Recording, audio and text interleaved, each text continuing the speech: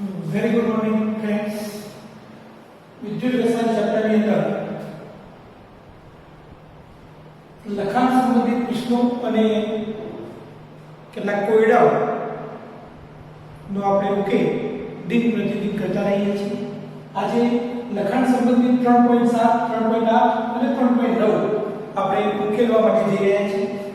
પહેલો નાનો short question છે કે શા માટે દ્રાવણની વાહકતા મંદન સાથે ઘટે છે? દ્રાવણની વાહકતા મંદન સાથે ઘટે છે. મિત્રો, ધારો કે આપણી પાસે આ એસિડિક એસિડ બનેલો છે. આ એસિડિક એસિડ છે. V બરાબર 1 મિલીલીટર કદ છે. એકમ કદ. આ એકમ કદ. આની અંદર તમે પાણી ઉમેરો છો. આની અંદર તમે ધારો કે પાણી રાખી કરો છો અને દ્રાવણનું શું કરો છો? મંદન કરો છો. અંદર કયા આયનો ઉત્પન્ન થયેલા હોય? અંદર H+ આયનો અને CS ની COO- આયનો ઉત્પન્ન થયેલા હોય. તમે એસિડિક એસિડનું દ્રાવણ લીધું, એની અંદર મંદન કર્યું, તો વાહકતાનો આધાર કોના ઉપર હોય? તો વાહકતા ચલે છે આયનોની સંખ્યા. કયા આયનો? આ બંને આયનો. આયનોની સંખ્યા. હવે જ્યારે દ્રાવણનું મંદન કરવામાં આવે ત્યારે આયનની સંખ્યામાં ઘટાડો જોવા મળે છે. આ આયનની સંખ્યા ઘટી જાય. અને મિત્રો, આયનોની સંખ્યા ઘટે તો વાહકતા પણ ઘટે. આમ એકમ કદના દ્રાવણનું જ્યારે પાણી ઉમેરીને મંદન કરવામાં આવે છે ત્યારે તેમાંથી ઉત્પન્ન થતા આયનોની સંખ્યામાં ઘટાડો જોવા મળે છે. અને આયનની સંખ્યા ઘટતી હોવાથી વાહકતા પણ ઘટે છે, કારણ કે વાહકતા ચલે છે આયનોની સંખ્યા.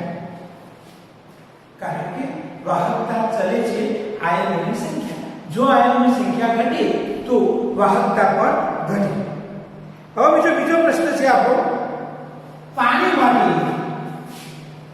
માટે આપણે લેમ્ડા 0 એમ નક્કી કરવા હોય તો કેવી રીતે નક્કી કરી શકાય? મિત્રો, પાણી ઉત્પન્ન કરવું હોય તો તટસ્થીકરણની ઘટના દ્વારા ઉત્પન્ન કરી શકાય. અહીંયા હું તટસ્થીકરણની ઘટના લખવા જઈ રહ્યો છું કે ભાઈ HCl ની અંદર જો NaOH ઉમેરવામાં આવે તો એમાંથી મળે NaCl અને H2O. NaCl અને H2O મળે. હવે આ જે NaCl અને H2O મળ્યા, આમાંથી આપણે H2O નો લેમ્ડા એમ નક્કી કરવો હોય, આ બધામાં આપણે લેમ્ડા એમ લખી દઈએ તો lambda m HCl plus lambda m NaOH is gives lambda 0 m NaCl plus lambda 0 m H2O. આપણે નક્કી આનો કરવો છે તો આને સૂત્ર કરતા બનાવીએ તો therefore lambda 0 m H2O is equal to lambda 0 m HCl plus lambda 0 m NaOH અને આ બાદ જાય બાદ થાય માઈનસ લેમ્ડા 0 m NaCl. તો મિત્રો, જો પાણીની લેમ્ડા 0 નું મૂલ્ય નક્કી કરવું હોય, પાણીના લેમ્ડા 0 નું મૂલ્ય નક્કી કરવું હોય તો HCl નો લેમ્ડા 0 m એટલે કે મોલર વાહકતા અને NaOH ની મોલર વાહકતાનો સરવાળો કરી તેમાંથી NaCl ની મોલર વાહકતાને બાદ કરવામાં આવે છે. તો પાણી માટે મોલર વાહકતાનો માર્ગ કયો? તો પાણી માટે મોલર વાહકતા નક્કી કરવા માટે HCl ની મોલર વાહકતા અને NaOH ની મોલર વાહકતાનો સરવાળો કરી તેમાંથી NaCl ની મોલર વાહકતાને બાદ કરવામાં આવે છે. આમ આપણે પાણીની મોલર વાહકતા આ સૂત્ર દ્વારા નક્કી કરી શકીએ છીએ.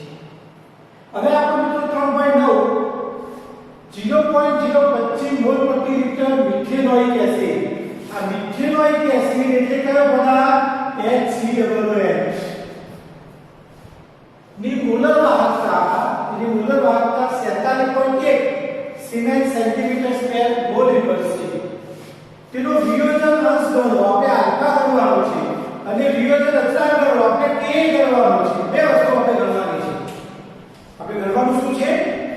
ગણવાની છે. તો મિત્રો પહેલા તો જે આપણો મિથેનોઇક એસિડ છે જેનું બીજું નામ છે ફોર્મિક એસિડ HCOOH, એ મિથેનોઇક એસિડનો લેમ્ડા 0 નંબર 1 લેમ્ડા 0m નક્કી કરવું. ચલો લેમ્ડા 0m નક્કી કરીએ. તો lambda 0m is equal to કોનો CHCOOH is equal to lambda 0m H plus વત્તા લેમ્ડા 0m HCOO minus અને is equal to આપણને H plus નો લેમ્ડા 0m આપેલો છે. આયન માટે આપણે નાનું લેમ્ડા કરવું પડે. આયન માટે આપણે નાનું લેમ્ડા લખવું પડે. આયન માટે આપણે નાનું. H plus ની આપણને કિંમત આપી છે 349.6 અને HCOO minus ની 54.6 અને આ બંનેનો જો સરવાળો કરવામાં આવે તો જવાબ આવે છે 404.2 siemens centimetre square mall inverse. આપણો એક જવાબ આવી ગયો. બીજું નક્કી કરવાનું છે નંબર 2. બીજું નક્કી કરવાનું છે આપણે કે આલ્ફા શોધવું. તો મિત્રો આલ્ફાનું સૂત્ર છે આલ્ફા વિયોજન આલ્ફા બરાબર lambda m upon lambda 0m.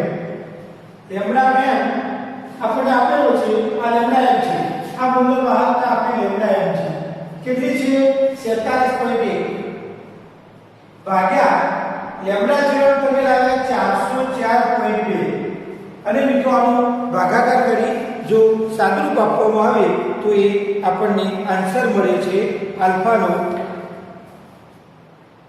0.1141 is equal to 0.1141 is equal to 11.41%. સો એ ગુણી એટલે ટકા મળે. આપણો વિયોજન lambda m upon lambda 0m 47.1 ભાગ્યા 404.2 is equal to 0.1141 એટલે કે 11.41%. અને ત્રીજો આન્સર આપણે શોધવાનો છે વિયોજન અપૂર્ણાંક Ka શોધવો. તો મિત્રો Ka નું સૂત્ર આપણી પાસે છે Ka બરાબર alpha square C upon 1 minus alpha.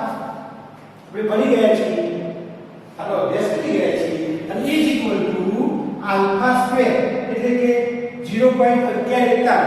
આપણો આલ્ફા છે 0.1141 નો સ્ક્વેર અને ગુણ્યા c એટલે સાંદ્રતા 0.025 અને ભાગ્યા 1 માઈનસ 0.1141 અને આને જો સાદુરૂપ આપવામાં આવે તો મિત્રો આન્સર મળે છે 0.00033 વખતે 0.0003673 આ આપણો મળ્યો કે તો આપણી પાસે મિત્રો ત્રણ આન્સર થઈ ગયા. એક આલ્ફાનો આન્સર, એક લેમ્ડા 0m નો આન્સર, એક આલ્ફાનો આન્સર અને એક Ka નો આન્સર. ત્રણ વસ્તુ આપણે મળી ગઈ. વિયોજન અંશ મળી ગયો, વિયોજન અર્ધાંક મળી ગયો અને લેમ્ડા 0m મળી ગયો. તો આ સરસ મજાનો આપણો લખાણ સંબંધિત દાખલો હતો 3.9. મિત્રો કોઈનો 3.10 CuSO4 નું દ્રાવણ 10 મિનિટ માટે આપણે ટાઈમ છે 10 t બરાબર 10 મિનિટ અને બરાબર 10 ગુણ્યા 60 સેકન્ડ મિનિટ માટે 1.5 એમ્પિયર પ્રવાહ I is equal to 1.5 ampere વિદ્યુત વિભાજિત કરવામાં આવે કેથોડ ઉપર નિક્ષેપિત થયેલ કોપરનું દર Cu નું વજન બરાબર કેટલું આપણે શોધવાનું છે. તો મિત્રો પહેલું આપણું સૂત્ર નંબર 1 Q બરાબર I ગુણ્યા T. કયો નિયમ હતો? ફેરાડેના વિદ્યુત વિભાજનના નિયમોનું સૂત્ર Q બરાબર I ગુણ્યા T. અને I આપણો છે 1.5 એમ્પિયર અને ગુણ્યા T છે 10 ગુણ્યા 60 સેકન્ડ. આનું સાદુરૂપ આપવામાં આવે 1.5 ગુણ્યા 10 ગુણ્યા 60 તો એ આવે છે 900 કુલમ. આ કુલમ કેમ આવ્યું? એમ્પિયર ઇન્ટુ સેકન્ડ બરાબર કુલમ. આટલું બધા ધ્યાન રાખીશું આપણે. Ampere is equal to coulomb. Ampere અને સેકન્ડનો ગુણાકાર કરવામાં આવે તો એમાંથી કુલમ મળે છે. હવે CuSO4 ના દ્રાવણનું જ્યારે વિદ્યુત વિભાજન કરવામાં આવે ત્યારે કેથોડ ઉપર Cu+2 નું રિડક્શન થઈ Cu ધાતુ મળે છે. નંબર 2 આપણને કેથોડ ઉપર કઈ પ્રક્રિયા થાય તો Cu+2 electron it gives Cu solid. આ એક વાયર આ આપણી કેથોડ પર રિડક્શનની પ્રક્રિયા થઈ. હવે 2 મોલ ઇલેક્ટ્રોન તો 1 મોલ કોપર, 2 મોલ ઇલેક્ટ્રોન તો 1 મોલ કોપર, અહીં 2 ફેરાડે તો 1 મોલ કોપર, 2 ગુણ્યા 96500 કુલમ. અને કોપરનો મિત્રો પરમાણુ ભાર હોય છે 63 ગ્રામ. કોપરનો પરમાણુ ભાર છે 63 ગ્રામ કોપર. હવે આપણી પાસે અહીંયા એવું આવ્યું કે ભાઈ 2 ગુણ્યા 96500 કુલમ બરાબર 63 ગ્રામ. અહીંયા આપણે 83 મૂકીએ, અહીંયા 83 મૂકીએ તો ભાઈ 2 ગુણ્યા 96500 કુલમ બરાબર 63 ગ્રામ કોપર. તો 900 કુલમ બરાબર કેટલા ગ્રામ કોપર? તો આનું સાદુરૂપ આપવામાં આવે તો 900 ગુણ્યા 63 ભાગ્યા 2 ગુણ્યા 96500. અને જો આનું સાદુરૂપ આપવામાં આવે તો 0.29 ગ્રામ 0.29 ગ્રામ કોપર ધાતુ આપણને મળે. શું કર્યું આખા દાખલાની અંદર આપણને આ જે આપ્યો છે એ T આપ્યો છે, આપણને આ જે આપ્યું છે એ I આપ્યો છે, I અને T બંનેનો ગુણાકાર કર્યો, આને આપણે સેકન્ડમાં ફેરવી દીધા, 60 વડે ગુણી દીધા તો આપણને Q મળ્યો, કુલમમાં મળ્યો. કારણ કે એમ્પિયર ઇન્ટુ સેકન્ડ બરાબર કુલમ. હવે આપણે કેથોડ ઉપર નિક્ષેપિત થયેલ કોપર, તો કેથોડ ઉપર નિક્ષેપિત થયેલ કોપર માટેનું સૂત્ર શું? કોપરનું રિડક્શન, Cu+2 નું રિડક્શન. તો કેથોડ ઉપર Cu+2 ઇલેક્ટ્રોન gives Cu. હવે 2 મોલ ઇલેક્ટ્રોન હોય તો હવે 1 મોલ Cu. 2 ફેરાડે, આ ફેરાડેની વ્યાખ્યા છે 1 મોલ ઇલેક્ટ્રોન દ્વારા વહન પામતો વિદ્યુત જથ્થો એટલે 1 ફેરાડે. તો 2 મોલ ઇલેક્ટ્રોન દ્વારા વહન પામતો વિદ્યુત જથ્થો 2 ફેરાડે. તો 2 ફેરાડે, ફેરાડેની કુલમમાં ફેરવ્યા તો 1 ફેરાડે એટલે 96500 કુલમ. તો 2 ફેરાડે એટલે 2 ગુણ્યા 96500 કુલમ. હવે આટલા કુલમ બરાબર આટલા કોપર. તો આટલા કુલમ બરાબર કેટલું? તો આ ગુણ્યા આ ભાગ્યા સીધો આપણને જવાબ મળ્યો 0.29 ગ્રામ કોપર. હવે મિત્રો દાખલા નંબર લખાણ સંબંધિત 3.10 દાખલાની દુનિયામાં આપણે જઈ રહ્યા છીએ. આપણે અહીંયા આપેલું શું છે? 0.5 એમ્પિયર. આ જે આપ્યું છે I આપ્યું છે. 2 કલાક માટે આ આપણને T આપ્યું છે. તો એના માટે આપણે પહેલું કામ નંબર 1 Q બરાબર I ગુણ્યા T. I એટલે 0.5 એમ્પિયર અને આ 2 કલાક ગુણ્યા 60 ગુણ્યા 60. આ કેમ આને કેમ લખ્યું? આપણે સેકન્ડમાં ફેરવવા. તો ઇઝ ઇક્વલ ટુ જો આનું સાદુરૂપ આપવામાં આવે તો આપણો જે આન્સર મળે છે એ 3700 કુલમ. 3700 કુલમ. આપણો Q બરાબર આપણું આવ્યું 3700 કુલમ. અને હવે મિત્રો 96500 કુલમ બરાબર નંબર 2 96500 કુલમ બરાબર 6.022 ગુણ્યા 1023 ઇલેક્ટ્રોન.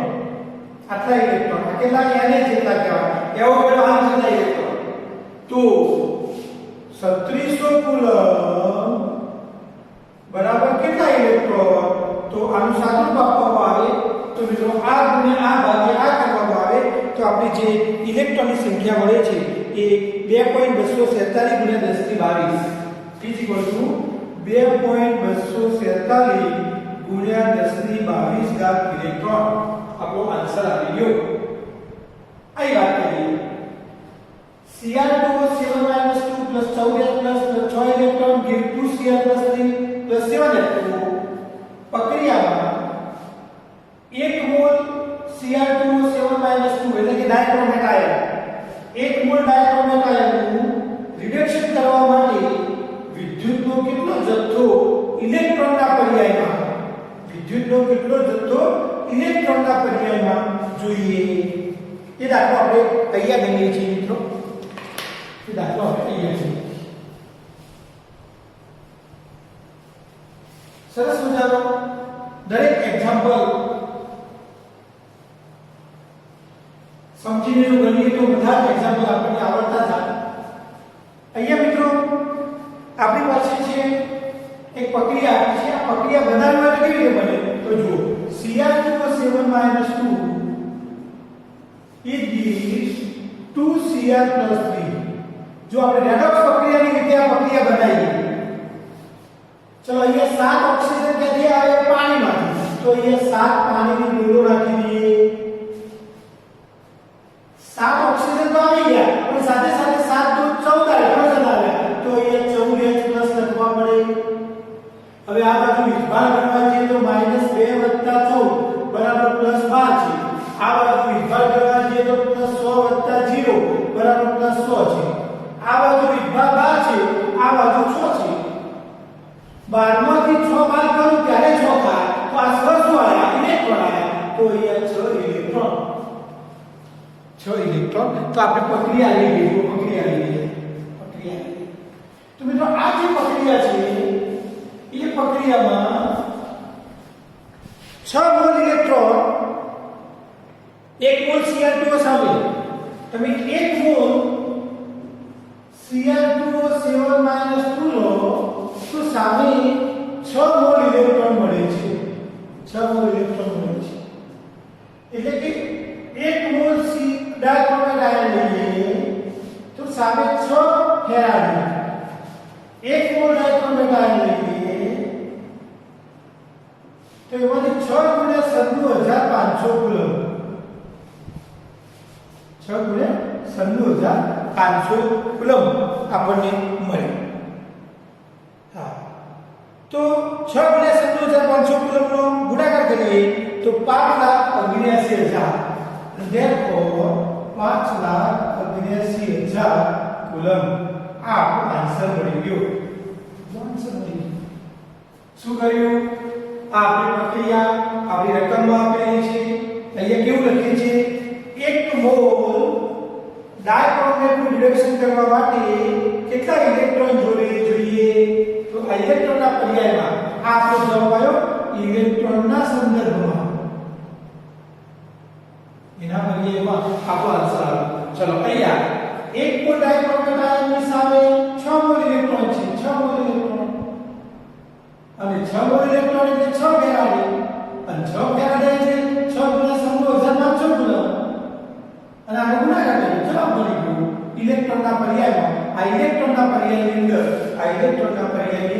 આપણો આ જવાબ મળ્યો તો આ રીતે સરસ મજાનો દાખલો મિત્રો ગણી શકાય મિત્રો હવે સ્વાધ્યાયના દાખલાઓની કેટલીક હિન્ટ આપવા માટે જઈ રહ્યા છીએ સ્વાધ્યાયમાં સરસ મજાના કેટલીક થિયરી અને કેટલાક દાખલાઓનો સમાવેશ થાય છે તો સ્વાધ્યાયનો પહેલા નંબરનો જે દાખલો છે થિયરી પર આધારિત સમજવા માટેનો પ્રશ્ન છે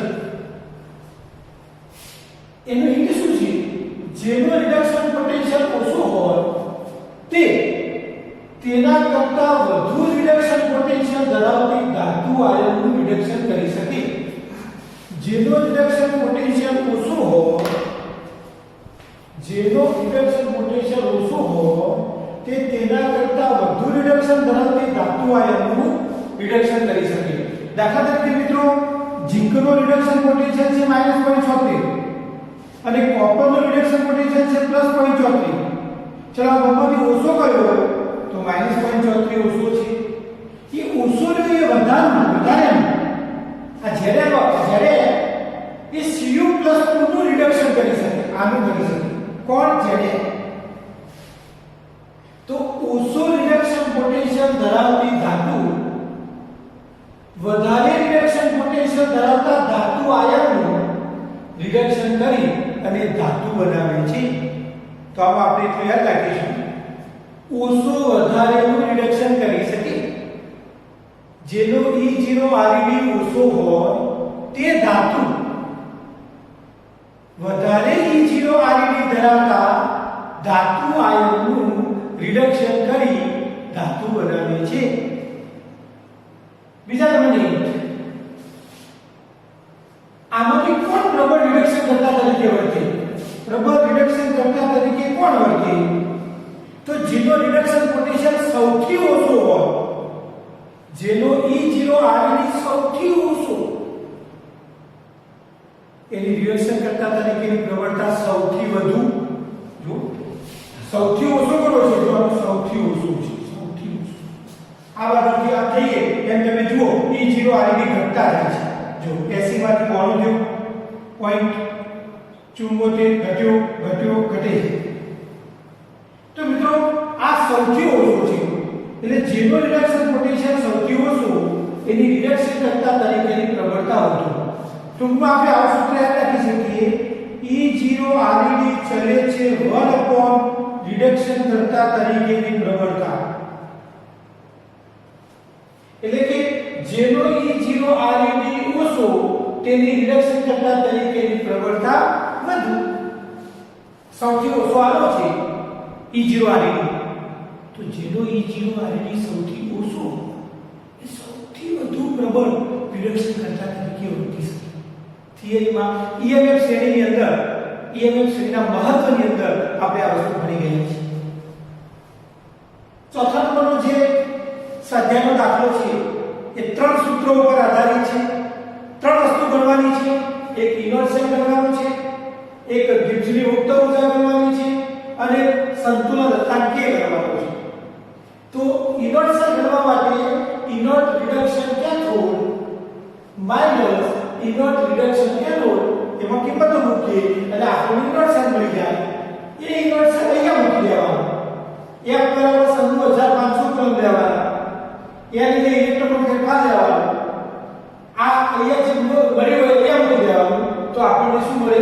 ડેલ્ટા G0 મળે, ગિબ્સની મુક્ત ઊર્જા મળી. અને એ જે ગિબ્સની મુક્ત ઊર્જા મળી એને આપણે અહીંયા મૂકી દો.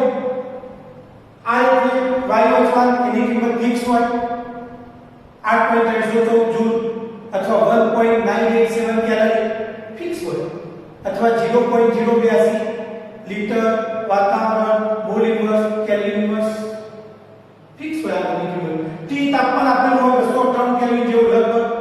તો આ બંને આપેલા છે, અચળાંકો છે. આ અહીંયા જે મળ્યું અહીંયા મૂકી દેવાનું, તો આપણને K મળી. શું કર્યું? આ સૂત્રથી ઇનર્શિયા મળે, એ ઇનર્શિયા અહીંયા મૂકી દો એટલે ડેલ્ટા G0 મળે, એ ડેલ્ટા G0 અહીંયા મૂકી દો એટલે સંતુલન અચળાંક K મળે. તો આવા ત્રણ સૂત્રોનો ઉપયોગ કરી આપણે ચોથા નંબરના સ્વાધ્યાયના દાખલાનું સોલ્યુશન આપી શકીએ. પાંચમા નંબરનો દાખલો નષ્ટ સમીકરણ વાપરવાનું છે. સરસ મજાનું નષ્ટ સમીકરણ કયું? E સેલ બરાબર inert cell minus 0.059/n log નિપજોની સાંદ્રતા ભાગ્યા પ્રક્રિયકોની સાંદ્રતા. આ x અને y આ શું છે? એ ધારો કે Ag હોય તો Ag નો સ્ક્વેર કેવો હોય? તો અહીંયા વર્ગ હોય કે ઘન હોય. જો x અને y જે છે એ એકડો બગડો તગડો ગમે તે હોઈ શકે, ગમે તે હોઈ શકે. તો નષ્ટ સમીકરણ પર આધારિત પાંચમા નંબરનો સ્વાધ્યાયનો દાખલો છે. નષ્ટ સમીકરણનું સૂત્ર છે E cell is equal to E naught cell minus 0.059/n log નિપજોની સાંદ્રતા ભાગ્યા પ્રક્રિયકોની સાંદ્રતા. છઠ્ઠા નંબરનો દાખલો આના જેવો છે, ચોથા નંબર જેવો. એમાં inert cell inert reduction cathode minus inert reduction anode આ સૂત્ર દ્વારા આપણે કરી શકીએ, અને ડેલ્ટા G0 આ સૂત્ર દ્વારા કરી શકીએ. તો સેમ ચોથા નંબર જેવો છઠ્ઠા નંબરનો દાખલો છે. અહીંયા K ગણવાનો નથી. અને આઠમા નંબરના દાખલાની રીત છે મોલર વાહકતા શોધવાની છે. આપણે શોધવાની છે મોલર વાહકતા. તો મોલર વાહકતા લેમ્ડા એમનું સૂત્ર છે 1000 × કપ્પા. કપ્પા આ વિશિષ્ટ નહીતર ઝાડ ગુણ્યા કપ્પા ભાગ્યા સી સાંદ્રતા. સાંદ્રતા મોલારિટી મળે તો સાંદ્રતા બરાબર મોલારિટી, કારણ કે મોલર વાહકતા છે એટલે મોલારિટી મળે. તો આવા સ્વાધ્યાયના આપણે 8 દાખલાઓ હિન્ટ અહીંયા આપણે આપી છે. ઘેર બેઠા સરસ મજાના આ દાખલાઓ બબ્બે વાર ગણી લેવાના છે. મમ્મી પપ્પાની જોડે બેઠા આનંદ કરતા આપણે આ સ્વાધ્યાયના દાખલાઓને ન્યાય આપવાનો પ્રયત્ન કરવાનો છે. આપણે આ લેક્ચર અહીંયા વિરામ આપીએ છીએ. હજુ પણ સ્વાધ્યાયના આગળના દાખલાઓની હિન્ટ આપણે નેક્સ્ટ પીરિયડમાં આપવાના છીએ. અત્યારે આપણે અહીંયા પૂર્ણ કરીએ છીએ.